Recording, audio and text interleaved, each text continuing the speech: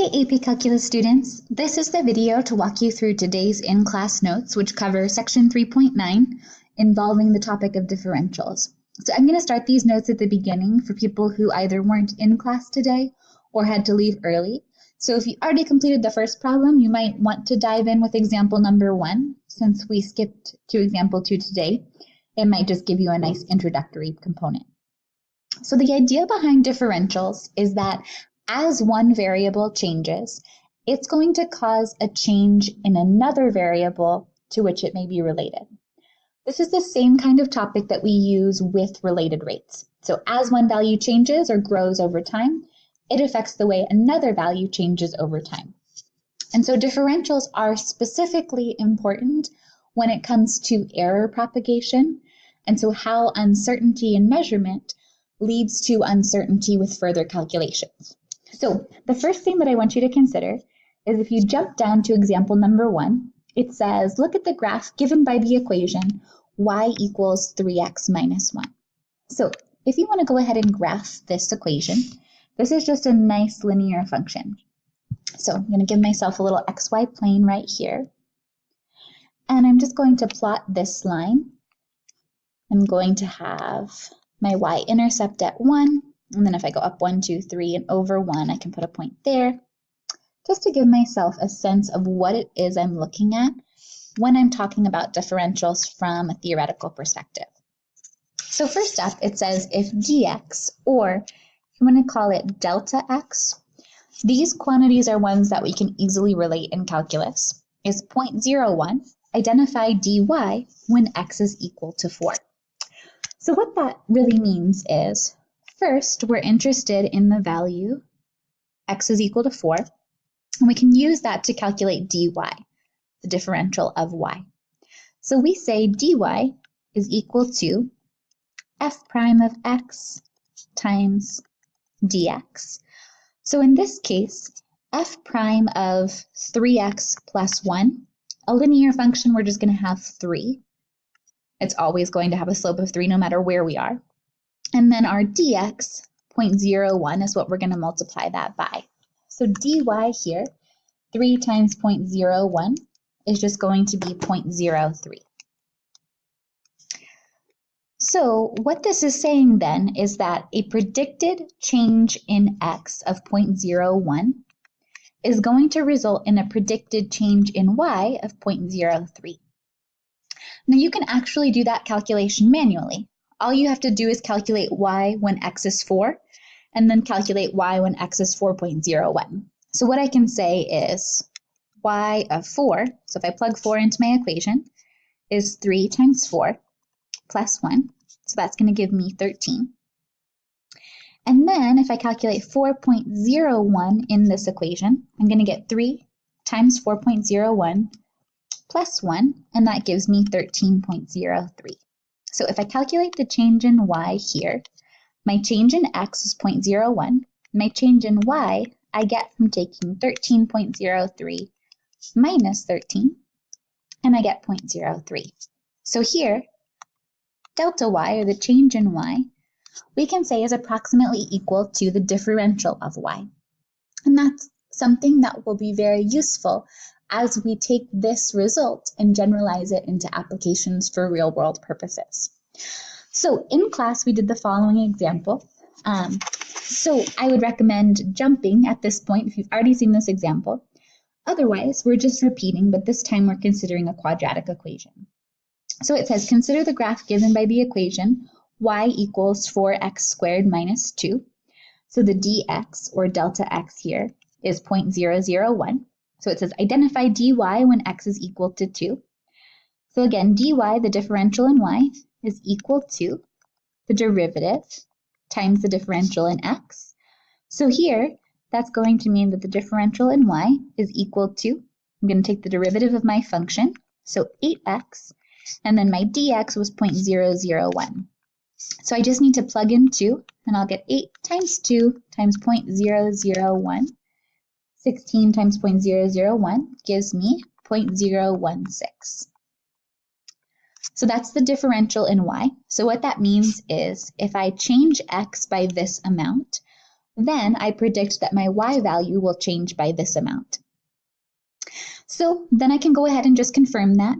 If I plug in 2 to this equation, I'm doing 4 times 2 squared minus 2, which is going to give me 4 times 4 minus 2, which is 14.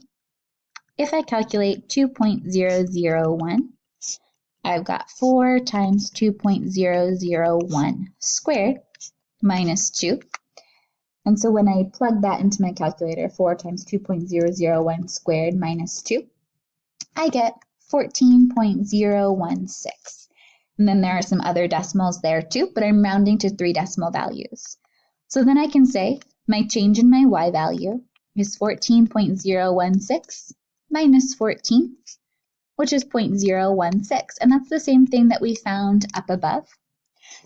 And so this is allowing me to make predictions about how y changes as x changes using derivative values. And this is actually the same process that we use when we're performing linearization steps. So when we find tangent line approximations, it's based in this same idea.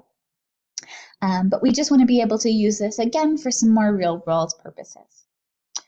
On your next page, it tells you that in work with physics, engineering, and chemistry, error propagation is an essential consideration in understanding how error in one measurement affects the error or uncertainty in a calculated measurement.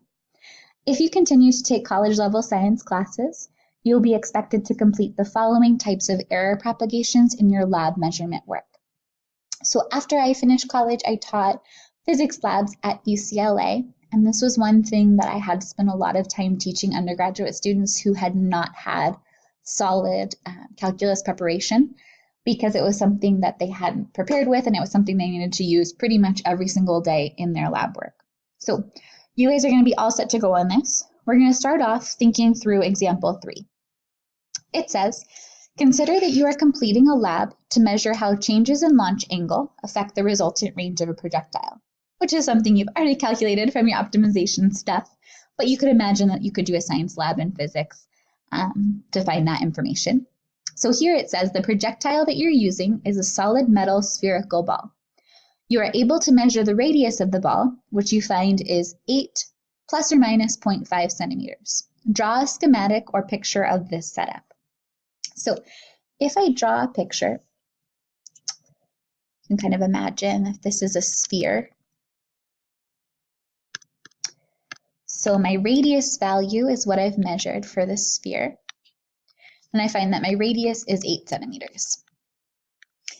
Now, I apparently don't have any very precise measurement for this lab because I only can tell my values within plus or minus half a centimeter. So I'm not very precise. Typically, even just standard classroom rulers, you'll have plus or minus 0.05 because you can find increments of 1/5 on most rulers at least, or 1/6, depending on whether you're in English measurements or metric values. So here it says, what is the dx value? So that's just your error, that's your uncertainty. So in this case, dx is going to be 0.5. Then it says, how is the dx value determined in a real-world measurement? That's based on the error in measurement. So it depends on how precise your equipment is. So whether you're using a mass or a triple beam balance, or you're measuring things with a ruler, or what it is that you're using to generate the information. Even computer-based measurement systems are going to have some error that you have to know how to report, because we're not saying things with complete precision anytime we do lab-based measurements. So then we want to calculate the volume. So volume is just going to be 4/3 pi r cubed. So in this case, that will be 4/3 pi times 8 cubed. So let's go ahead and estimate this value. So I've got 4/3 times pi times 8 cubed. And let's go ahead and keep pi as the value of pi for right now, and we'll talk about why we would want to do that.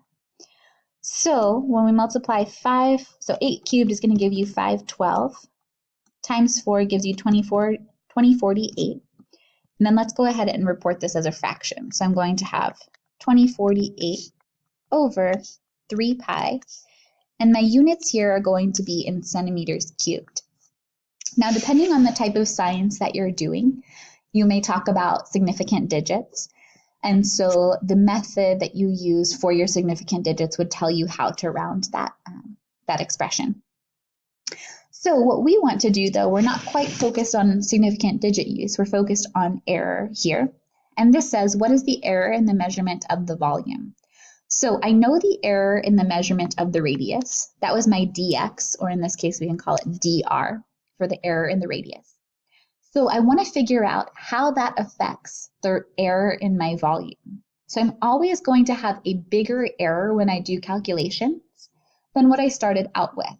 Because as my error propagates, I'm more and more uncertain about the final outcome. I can't go from having an uncertainty to, as I do more calculations, being more certain about those values. So all that I need to do to find the error in volume is to take the derivative of the volume expression with respect to what I measured. So here I'm going to take the derivative of 4/3 pi r cubed with respect to r, and so that's going to become 4 pi r squared times the error in the radius. So notice that that process should feel really, really, really similar to your related rates derivative work. So what that means here is that the error in my volume is going to be 4 times pi times my radius, which was 8 squared, times the error in my radius, which was 0.5. And I'm going to go ahead and keep this in units of pi as well. So I've got 8 squared times 4 times 0.5. And so I've got 128 pi centimeters cubed. So this is my volume. I do that just with my radius. And then my error measurement I do by taking the derivative of the operation that I'm working with and accounting for the error in the initial measurement. Then it says, what's the error ratio of the error to the actual measurement? What does this information tell you? So if we go ahead and take the error, so that's the 128 pi, and we divide by 2048 over 3 pi, the pi's are going to cancel. So we can divide 128 by 2048 over 3. And we can get a decimal approximation here. So here I get 0.1875 or 18.75%. So that's a pretty large relative error. So what that means is my uncertainty is almost about 20% of the actual measurement. Now we can do this same kind of work operating with different types of calculations. So the next thing that we're going to take a look at here is the surface area.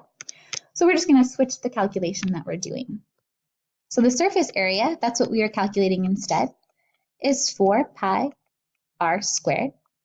So if we have the same ball that we're working with for this lab, that radius would still be 8. So we've got 4 pi times 8 squared. And we can go ahead and keep this guy in units of pi. So we'll have 4 times 8 squared, which is going to give us 256 pi. And this one is going to be in centimeters squared instead of centimeters cubed. And then it says, what's the error in the measurement of surface area? Well, we're going to do the same derivative process here. I'm going to look at the differential, which is dSA. I take this guy's derivative and get 8 pi r, and I multiply by the differential in the radius, or the error in the radius measurement. Then I can go ahead and plug that in. So I'm going to plug in 8 for r, 0.5 for dr, and that's going to give me 64 times 0.5 for 64 over 2, which is going to give me 32 pi centimeters squared. Now, if I wanted to compare that relative error, I would just divide 32 pi over 256 pi. So in this case, that 32 over 256 gives me 0.125, so 12.5% relative error. So I've got a slightly lower relative error in my calculation of the surface area instead of the volume. And that's just because the cubic component is going to propagate more error when we're extending something into 3 dimensions as opposed to 2 dimensions for the surface area. So the next example, you guys, I think is even easier. It's going to deal with a box instead of a sphere. So go ahead and check out that example, and then you'll pretty much be done with your error propagation work.